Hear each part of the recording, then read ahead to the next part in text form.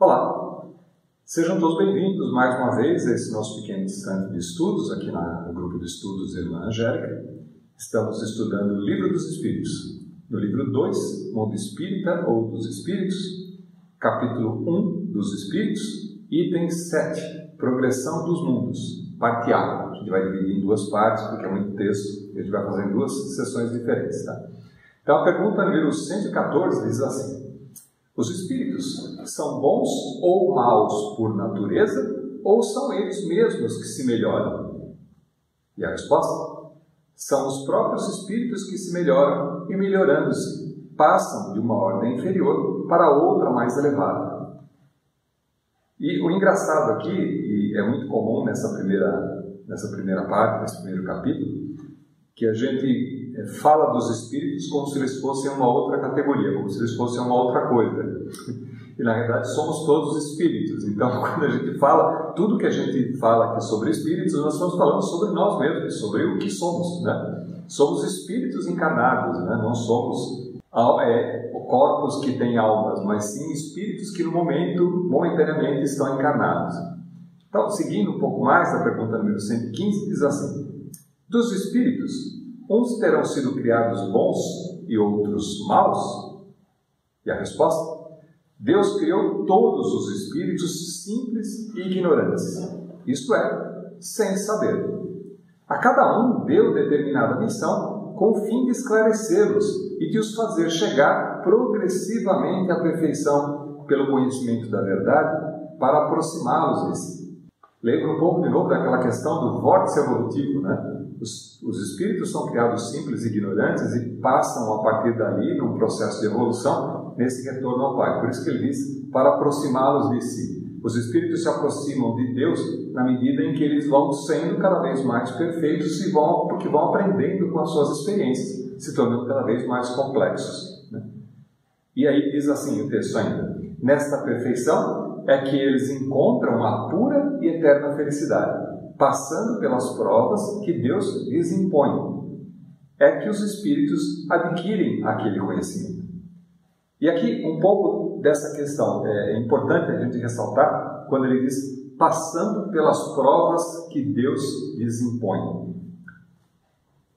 Dentro do meio espírita, a gente está muito acostumado e muito levado a crer que as provas pelas quais a gente passa são frutos das nossas próprias escolhas.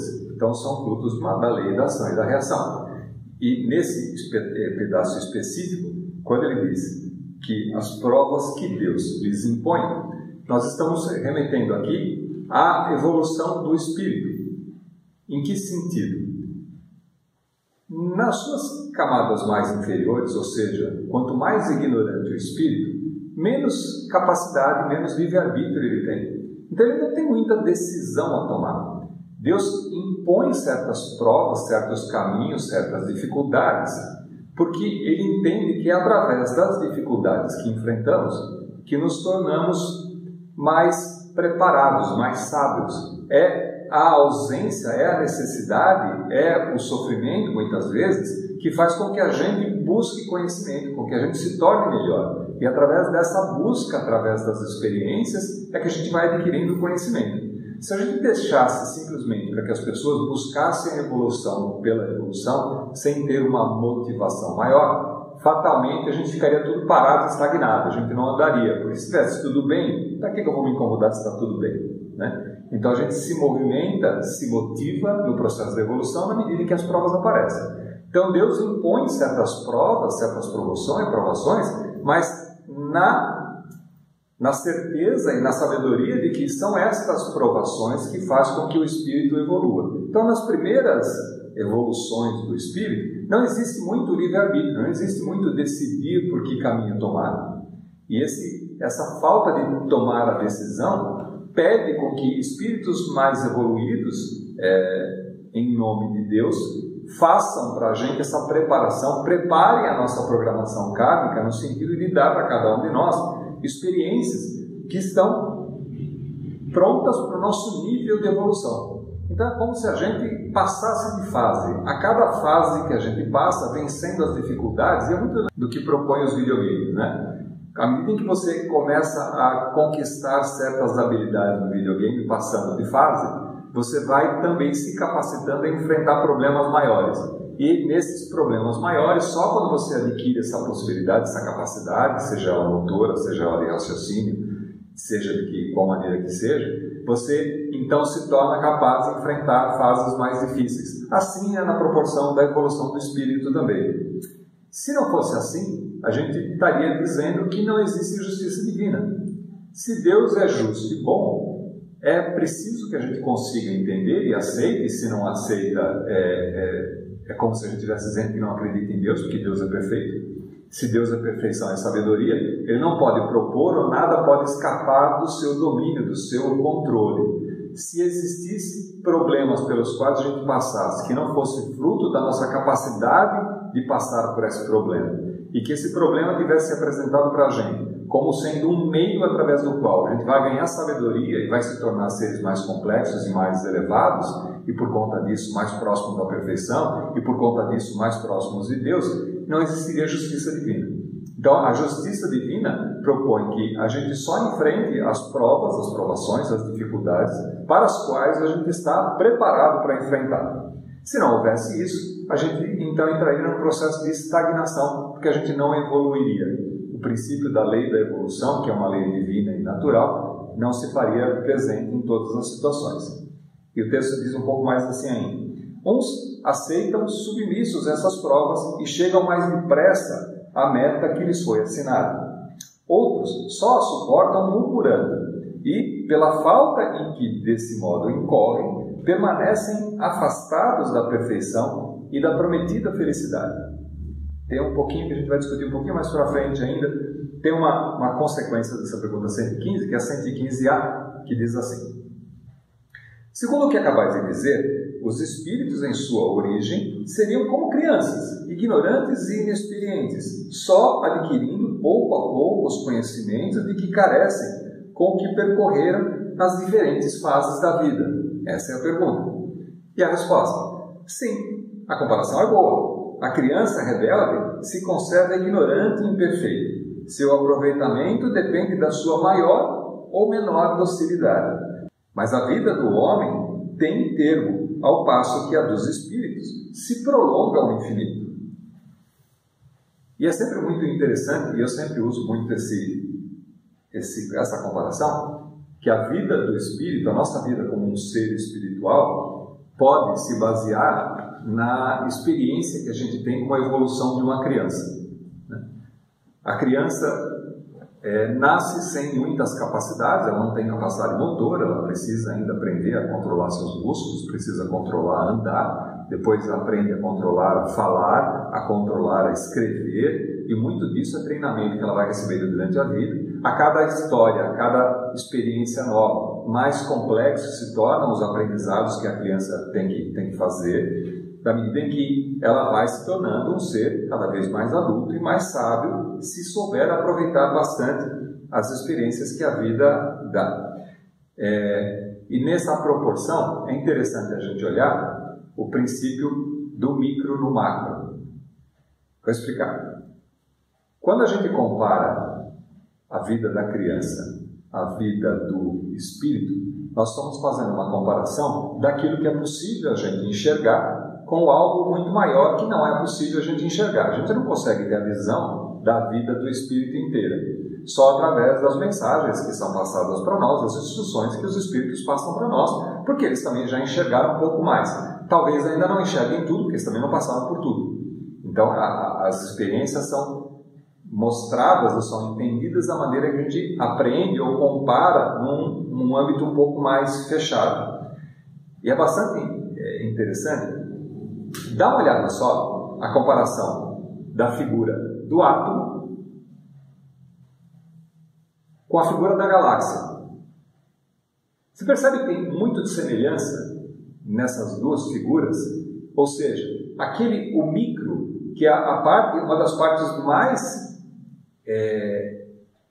vou dizer insignificantes, porque não chega a ser insignificante, mas mais pequenas que a gente consegue olhar, que é o átomo, que é do qual a gente tem experiência, se assemelha muito a um sistema solar, por exemplo, que se assemelha muito também a um sistema galáctico, de uma galáxia. Na galáxia também você tem um conjunto de forças e aquelas forças girando, fazendo o seu funcionamento. Um sistema solar como o nosso, os planetas giram em volta do Sol muito semelhantemente ao processo do átomo, como o átomo funciona. Então, nessa comparação, a gente pode aprender pelas partes o todo, a gente pode inferir o todo na medida em que a gente compara os pequenos pedaços com o todo. Tem um princípio do holismo, e vale lembrar aqui, o holismo vem do grego holos, que é inteiro, que é o todo. E diz o seguinte, também chamado não reducionismo, define que as propriedades de um sistema, ou de qualquer organismo, não podem ser explicadas apenas pela soma dos componentes, onde o sistema total determina como se comportam as partes. Então, é a história da inferência das partes no todo e o todo nas partes. Um sistema só é todo na medida em que as partes interagem. E quando você olha cada uma das partes, se você observar bem cada uma das partes, você infere características do todo. Então, essa característica dá para a gente um entendimento bastante interessante e elegante até, na medida em que algumas culturas, por exemplo, o budismo diz muito disso. Você pode aprender toda a sabedoria do universo simplesmente olhando uma flor. Porque na constituição da flor, se você conseguir realmente se aprofundar no detalhe e se concentrar nas características que existem em qualquer ser vivo, ali está impressa toda a criação. E também está impresso Deus ali. Deus está impresso em todas as coisas por inferência, porque são criaturas. As criaturas têm a característica do Criador. E ali a referência de que Deus nos fez a sua imagem e semelhança. Na verdade, imagem e semelhança porque é possível a gente entender. Esse princípio está muito mais no sentido que nós temos as mesmas características do Criador e que se a gente observar muito atentamente as nossas possibilidades, nós podemos inferir as características do Criador na medida em que somos suas criaturas. Então isso traz um conceito bastante interessante para a gente olhar as características, se aprender os detalhes, se observar os detalhes e fazer essas pequenas comparações. Quando a gente aprende com a vida de uma pessoa, a gente pode então fazer inferência a respeito da vida do espírito, de como o espírito evolui, não de ano para ano, mas de uma vida para outra vida. Se a gente para e observa um dia, por exemplo, o ciclo de um dia entre o nascer e o entardecer e o anoitecer, a gente pode tirar dali uma referência em relação à vida humana também, no sentido de que o nascer, a energia cresce e se ilumina até um ponto onde chega uma tarde, no final da tarde, que a luz começa a acabar novamente, endereçando o fim daquele ciclo. Se a gente aprende com esse processo do dia, do ciclo completando o seu dia, a gente também aprende com o processo da nossa própria vida, no sentido de que a gente nasce, cresce, evolui, atinge o ápice e em um determinado momento a nossa força física também vai diminuindo, já dando para a gente a situação do entardecer, muito comparado em muitas poesias e muitos textos, né? O entardecer da vida humana, no sentido de que essa vida humana tende a se findar, dando característica à possibilidade a um novo ciclo que renasce, através do renascimento, através da reencarnação. Então, várias comparações podem ser feitas nesse sentido de utilizar o micro no macro, o pequeno, a parte no todo, que enriquece muito quando a gente começa a observar isso com bastante atenção.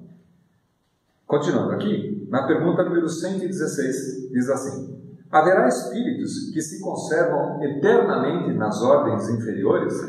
Parece que insiste na primeira questão, né, para saber se espíritos são criados eminentemente bons ou maus, o que também já foi respondido, porque na verdade todos os espíritos não teria sentido Deus fazer uma criação errada, ou uma criação que proporcionasse o mal, ou uma criação que provocasse dificuldade para as outras partes, né? Deus cria a perfeição, a sua perfeição, da imperfeição para a perfeição, com a característica da perfectibilidade, com a capacidade de se tornar perfeito. Então nada é criado mal, mesmo porque a gente também já discutiu sobre isso. Mal e bom é uma questão de referência, uma questão de que ponto de vista você observa para estabelecer o que é bom e o que é mal. Então, a resposta para essa pergunta: haverá espíritos que se conservam eternamente nas ordens inferiores? A resposta vem assim: não, todos se tornarão perfeitos. Mudam de ordem, mas demoradamente, porquanto, como já da outra vez dissemos, um pai justo e misericordioso não pode banir os seus filhos para sempre. Pretenderias que Deus, tão grande, tão bom, tão justo, fosse pior que vós mesmos? Quer dizer, de novo essa questão, assim, é conceber a criação divina como sendo algo não perfeito. Então é muito natural e normal e lógico que a criação divina seja perfeita. Ela é perfeita mesmo na sua imperfeição, na medida em que ela tem todas as capacidades e todas as leis que auxiliam no processo de que cada ser possa evoluir e possa aprender. Então, nenhum espírito será perdido. De novo, lembrando o vórtice evolutivo, né? Essa força do vórtice evolutivo leva a todos os seres à perfeição, queiram ou não queiram. Lembrando, de novo, colando no início, através do processo evolutivo, nós temos mais ou menos capacidade de tomar as nossas decisões. Estamos mais ou menos presos na lei de causa e efeito. Somos mais ou menos afetados pelas nossas escolhas. Quanto menos evoluídos, menos afetados pelas nossas escolhas, mas mais impulsionados por essa lei da evolução, que nos propõe experiências que faz com que a gente evolua mesmo não querendo. Quando a gente começa a adquirir o livre-arbítrio, a gente começa a sentir essa ausência, essa falta, essa querência de uma felicidade que a gente não consegue exatamente dizer e medir o que é essa felicidade, mas o que nos impulsiona a tomar decisões, nos impulsiona a escolher caminhos. E nessa escolha dos caminhos, algumas vezes a gente erra, algumas vezes a gente acerta. Mas, de qualquer maneira, todos os espíritos serão levados à perfeição pelo vórtice evolutivo, pela lei da perfeição, pela lei da evolução. Pergunta 117. Depende dos espíritos o progredirem mais ou menos rapidamente para a perfeição? E a resposta? Certamente. Eles alcançam mais ou menos rápido conforme o desejo que tem de alcançá-la e a submissão que testemunham a vontade de Deus. Uma criança dócil não se instrui mais depressa do que outra recalcitrante? E aí, uma questão bastante interessante, a questão da rebeldia e da evolução. É lógico que alguém que entende muito mais facilmente tende a caminhar e a evoluir muito mais rapidamente. Por outro lado, uma criança rebelde não necessariamente será uma criança ruim ou má. O que acontece muitas vezes é que, dada uma personalidade muito forte, às vezes as crianças, assim como os espíritos, escolhem por caminhos que não são aqueles ditados pela maioria. E vale lembrar também que é a escolha de caminhos que não são ditados pela maioria que faz com que o ser evolua. Então a gente tem um paradoxo. Seguir as ordens nos leva a uma evolução mais rápida, mas não seguir as ordens, quebrar as ordens, lutar contra a definição do que é ordem, do que é certo, do que é correto, faz com que a gente também teste caminhos diferentes e, eventualmente, faça melhores escolhas. Então, quando os espíritos escolhem, quando cada um de nós escolhemos alternativas, soluções, ações, que às vezes parecem contra o bom senso, na realidade isso faz com que o ser tenha um aprendizado muito mais intensificado do que aqueles que fazem simplesmente o certo. Aqueles que simplesmente seguem o bonzinho, aquele que seguiu sempre aquilo que foi dito, não necessariamente se torna um espírito mais evoluído, porque seguir simplesmente o que está sendo dito, ser obediente, faz com que ele, sim, tenha menos dificuldades, mas faz com que também ele tenha menos firmeza nas suas escolhas, já que as suas escolhas e o seu aprendizado não está baseado em processos de aprendizagem, de erro e aprendizagem. Aquele que escolhe, eventualmente, caminhos que não são muito bons, tem os calos para ajudá-lo no processo da progressão. Então, só para lembrar um pouquinho, a gente tem, às vezes, algumas mensagens, por exemplo, um caso bastante enigmático, conhecido para todos os cristãos, quando a gente fala de Judas, de ter vendido o Cristo, ter traído o Cristo, né? Porque insistiu num caminho que não era aquele que deveria ser o acatado, eventualmente, embora numa força muito maior aquilo também estava escrito.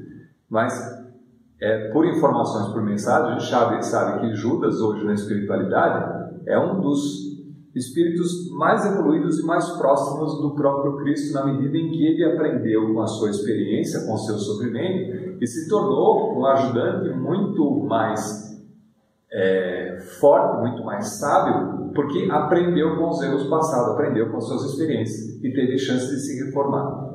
Por outro lado, tem a pergunta 118 que diz assim: podem os espíritos degenerar?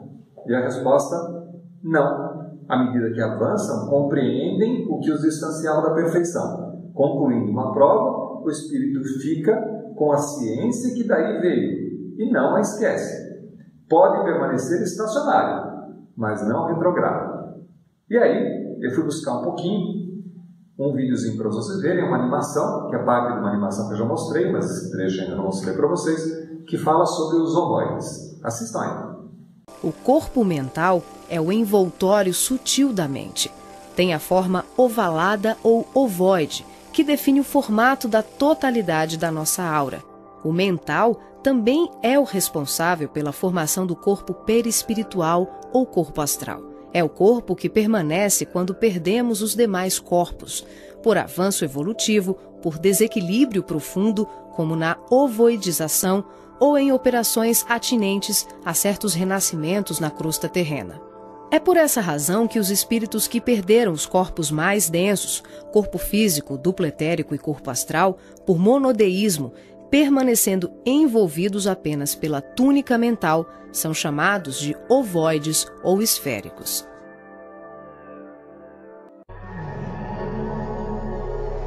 Nessa animação, visualizamos os espíritos revestidos apenas pela túnica ou corpo mental, após a perda do corpo astral ou perispiritual, quando tomamos a parte pelo todo. São denominados pelo espírito André Luiz de esferoides ou ovoides, tristes mentes humanas sem apetrechos de manifestação, verdadeiros fetos ou amebas mentais, que são utilizados por mentes criminosas e perversas em processos obsessivos, tecnicamente organizados, tanto em relação aos desencarnados como encarnados. Geralmente se apresentam em forma ovalada, da dimensão de um crânio humano de aspecto gelatinoso, com características amorfas e colorações que variam de um acinzentado escuro ao negro e ao avermelhado. A perda do corpo astral ou ovoidização são atinentes a vários processos, que vão da reencarnação à sublimação do espírito. Aqui, focalizamos o sentido inferior dessa ocorrência, quando a personalidade desencarnada continua no além-túmulo, o cultivo das ideias de ódio, vingança, autodestruição, culpa, egoísmo, apego vicioso, gerando uma fixação monodeística, que é a tendência da consciência de fixar o pensamento em uma só ideia, provocando alterações fisiológicas e anatômicas no veículo perispiritual.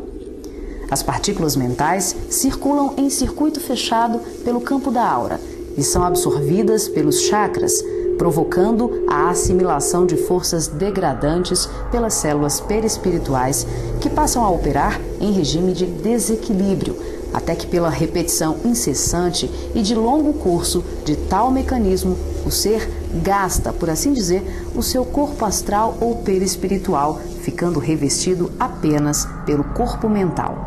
Como a mente é o fundamento organizador de todos os nossos tecidos grosseiros e sutis, as cristalizações do pensamento em circuito fechado, em verdadeiros processos de auto-hipnose, de ondas negativas, de ódio, mágoas e diversos outros sentimentos de baixa vibração, acabam gerando uma atrofia do corpo espiritual da criatura em desequilíbrio, perdendo temporariamente o desenho humano. Os ovoides, quando são atraídos e localizados por mentes perversas no campo da aura de encarnados ou desencarnados, passam a viver em regimes simbióticos com suas vítimas, absorvendo-lhes as forças psíquicas em movimento automático de sucção, à semelhança de vários parasitas encontrados na natureza, levando à desorganização das estruturas psíquicas daqueles que lhes sofrem a ação doentia. Dependendo das parcelas de créditos e débitos entre os litigantes de tão triste quadro, as relações vindicativas podem se prolongar para além da morte física do hospedeiro. Essas obsessões dolorosas não são ocorrências raras, mas processos comuns provocados pela ignorância e paixões daqueles que permitem enovelarem-se nas teias do ódio e da vingança. O caminho dos ovoides, em tão triste condição, é a esfera do recomeço, as reencarnações na crosta terrena ou em setores outros de vida congênere, tal qual a semente destinada à cova escura para trabalhos de produção, seleção e aprimoramento. Bom, é bem assustador, né? Quando a gente imagina uma situação dessa, é bem difícil e assim, como é que se sai dessa situação? Se todos nós estamos condenados à evolução, quando é que o espírito deixa esse estado, às vezes provocado por um processo de fixação, por manutenção de um processo, às vezes doentio, de insistir em tomar atitudes que não são boas para a sua própria evolução, sofre as consequências disso, mas continua agindo daquela maneira, e a gente viu as consequências desse processo, mas também tem o seguinte: na medida em que os espíritos assumem essa forma ovoide, quer dizer, perdem o perispírito e ficam simplesmente com o corpo mental, é como se eles estivessem num período em dormência, como se estivessem estacionados na sua evolução. E lembrando que algum tempo atrás, quando a própria medicina faz isso, quando alguém está num processo psíquico bastante difícil de sair, bastante comprometedor, do ponto de vista até de comprometer a sua própria saúde, um dos tratamentos que se utiliza é de colocar o espírito em coma, ou colocar ele dormindo o tempo todo. Por quê? Esse processo de colocar em sonolência, de colocar para dormir, faz com que se dê um tempo, se estacione um pouco aquela questão para aqueles pensamentos que são cíclicos, que são recorrentes, que são insistentes na permanência daquela fixação. É como se eles tivessem um tempo para serem esquecidos, ou serem pelo menos amenizados, para a retomada da consciência de novo, voltar com a possibilidade de um pouco do esquecimento dessa questão para poder fazer uma retomada. E esse próprio vídeo que a gente falou, coloca que no final da situação, a retomada desse processo de evolução se dá com um processo de reencarnação, onde é possível incidir em novas experiências, às vezes num processo de experiências bastante duras, mas assim novas experiências, para que a partir dali se reconstrua esse processo de evolução. Então, o pior que pode acontecer, por insistência no mal, por insistência em fazer escolhas ruins, é o fato de o espírito ser estacionado no seu desenvolvimento, fica durante um tempo, e para a espiritualidade o tempo pouco importa, porque a medida é diferente da nossa, então pode ficar 100 anos, 200 anos, 500 anos num processo desse estacionado, até que tome a possibilidade de evolução de novo, mas nenhum espírito é deixado de lado, nenhuma ovelha há de se perder. Então essa é a mensagem que eu queria colocar e que a gente pudesse lembrar, e é muito otimista essa mensagem, na medida em que Deus, na sua perfeição, criou mecanismos e leis que fazem com que todos nós sejamos levados, em última instância, à felicidade, porque se vamos para a perfeição, vamos nos tornar seres cada vez melhores, cada vez mais próximos de Deus, e se mais próximos de Deus, muito mais felizes, com muito mais consciência das escolhas que fazemos. E passamos então de um ciclo vicioso, de tentar e errar e tentar novamente, a um ciclo de tentar e aprender e aprender e aprender cada vez mais rápido, fazendo com que a gente se libere dos sofrimentos que são comuns na vida humana, na vida terrena, para que a gente possa partir para um caminho e começar a compreender o amor divino, a fraternidade, os princípios que Deus estabeleceu para o universo como sendo aqueles que vão nos fazer avançar e crescer muito mais rápido. É isso aí. Até a próxima.